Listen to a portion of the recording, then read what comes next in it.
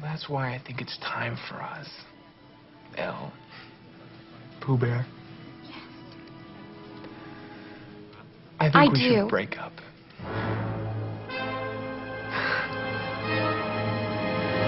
What? Well, I've been thinking about it, and I think it's the right thing to do. You're breaking up with me? I thought you were proposing. Proposing? Elle, if I'm gonna be a senator, well, I need to marry a Jackie, not a Marilyn. So you're breaking up with me because I'm too blonde? Hey, Warner. Wow. Well, don't you look like a walking felony? Thank you. You're so sweet. Oh. Are you having fun? I am now. What's with the costume? Oh, I just decided to dress up. Really? You know, I feel like we barely get to see each other since we've been here. Oh, I know. I'm so busy with these case studies and the hypos. I know what you mean. I can't imagine doing all this and Callahan's internship next year. It's going to be so much. Oh, well. Come on, you're never going to get the grades to qualify for one of those spots. You're not smart enough, sweetie. Wait, am I on glue, or did we not get into the same law school, Warner? Well, yeah, but... But what?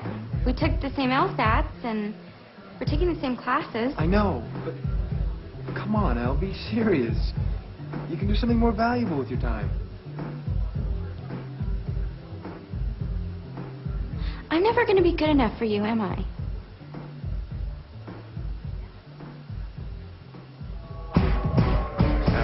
Oh, come on. Just forget it. I'll show you how valuable Elle Woods can be.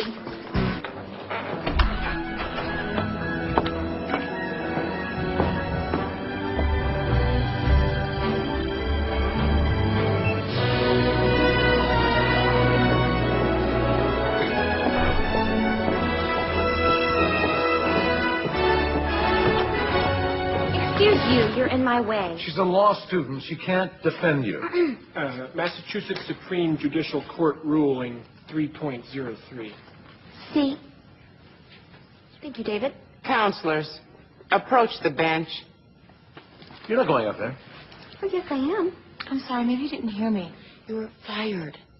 Counselors, now, all of you. Elle Woods, Your Honor. Rule 3.03 of Supreme Judicial Court states that a law student may appear on behalf of a defendant in criminal proceedings. Your Honor, I have no problem with this. I do. I'm not allowing it. Oh, but you agreed last night in your office when we were discussing my career. The ruling also states that you need a licensed attorney to supervise you. Mr. Callahan. That I won't agree to. I'll supervise, Your Honor. Well then, Ms. Woods, proceed.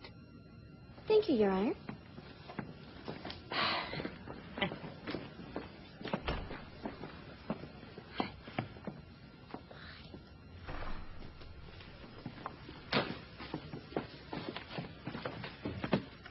Enjoy prison. Mrs. Wyndham, you do realize what you're doing. Absolutely. Oh, my God, there she is. Elle, we came to see your trial. Oh, look how cute. There's like a judge and everything. And jury people. Vote for Elle! Ladies, take a seat.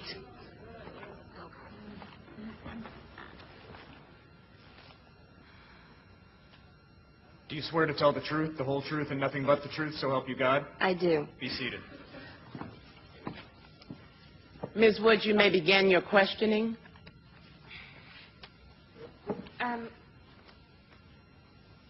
First of all, I would like to point out that not only is there no proof in this case, but there's a complete lack of mens rea, which by definition tells us that there can be no crime without a vicious will. I am aware of the meaning of mens rea. What I'm unaware of is why you're giving me a vocabulary lesson when you should be questioning your witness.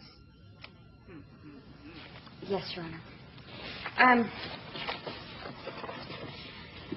Miss Wyndham, when you arrived back at the house, was your father there? Not that I saw, but like I said, I went straight upstairs to take a shower.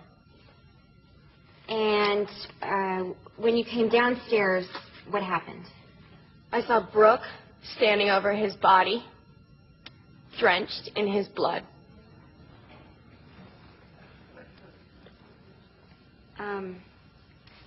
But Mrs. Wyndham didn't have a gun. No, she'd stashed it by then. Need to strike that from the record, Your Honor. It's speculation. So stricken.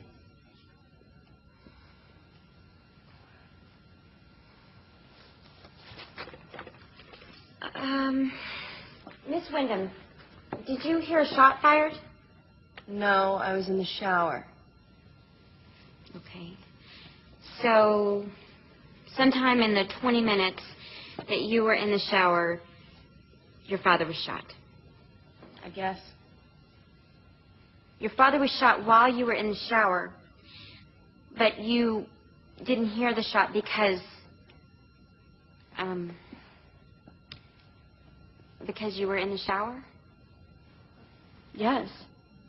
I was washing my hair. Where is she going with this? Have a little faith, Julie.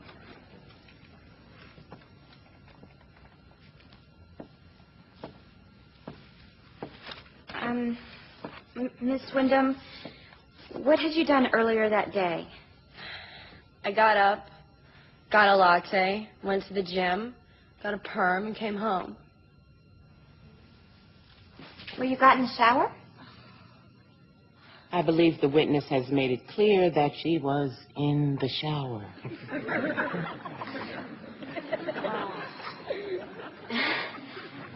Yes, Your Honor. Miss Wyndham, had you ever gotten a perm before? Yes. How many would you say?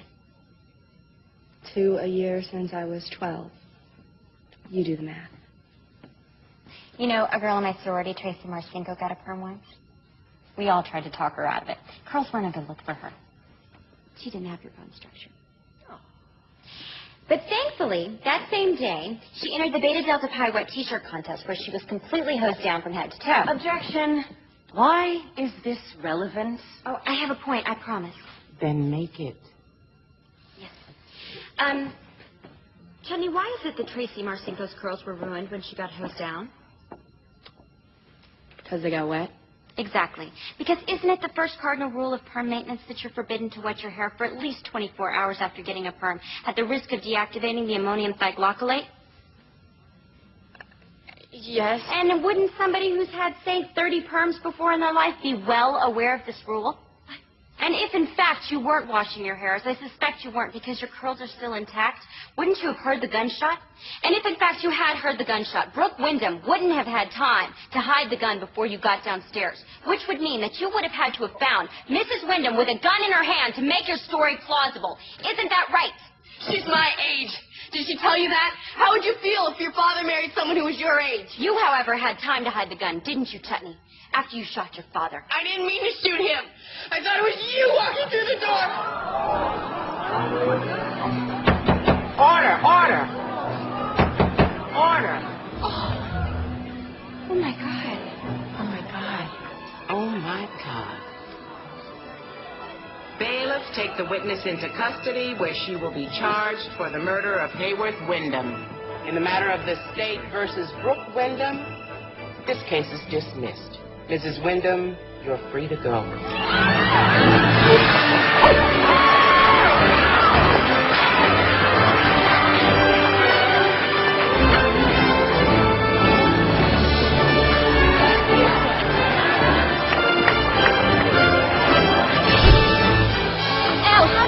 Chutney was lying. Because she's brilliant, of course. The rules of hair care are simple and finite. Any Cockmo girl would have known.